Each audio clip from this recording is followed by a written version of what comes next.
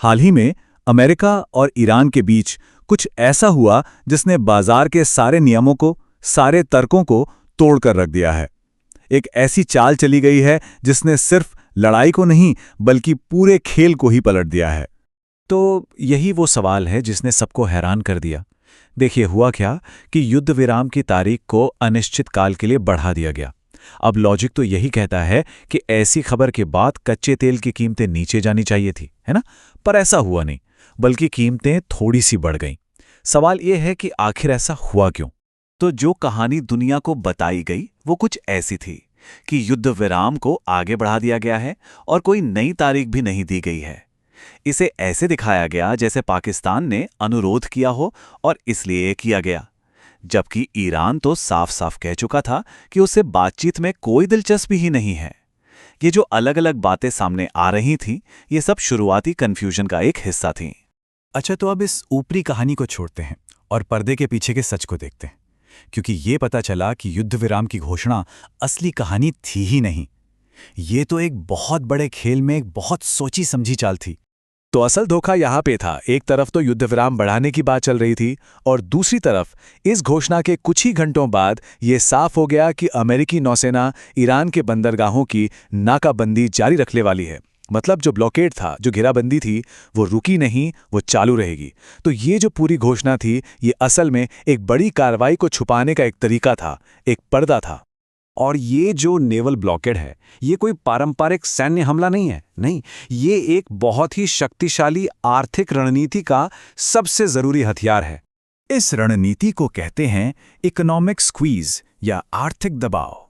इसका सीधा सा मतलब है कि ईरान अपना तेल बेच ही नहीं पाएगा, और अगर ईरान अपना तेल नहीं बेच पाया तो समझिए वहीं से असली दबाव बनना शुरू होगा। चलिए अब समझते हैं कि ये काम कैसे करेगा। देखिए, ईरान के पास तेल स्टोर करने की जो क्षमता है वो बहुत ज़्यादा नहीं है। अनुमान ये है कि अगर वो तेल बेच नहीं पाया तो कुछ ही दिनों में उसका सारा स्टोरेज फुल हो जाएगा, और जब स्टोरेज भर जाता है तो आपके पास एक ही रास्ता बचता है, तेल के कुओं को बंद करना। जी हाँ, सिर्फ कुछ ही दिन।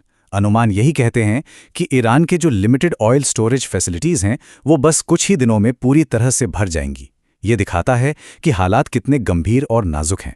और यहीं पर इस पूरी आर्थिक रणनीति का सबसे खतरनाक और सबसे गंभीर जोखिम सामने आता है, जिसके जो परिणाम होंगे वो परमानेंट हो सकते हैं। इस शब्द पर गौर कीजिए, स्थायी क्षति, मतलब परमानेंट डैमेज। देखिए, एक बार अगर तेल के कुओं को बंद करना पड़ा तो ये कोई स्विच ऑन ऑफ करने जैसा नहीं है। बहुत बड़ा खतरा होता है कि उन कुओं को हमेशा के लिए नुकसान पहुंच जाए, यानी उनकी तेल निकालने की जो क्षमता है वो हमेशा हमेशा के लिए घट सकती है। और इसका असर कितना गहरा हो सकता है वो यहां से साफ पता चलता है।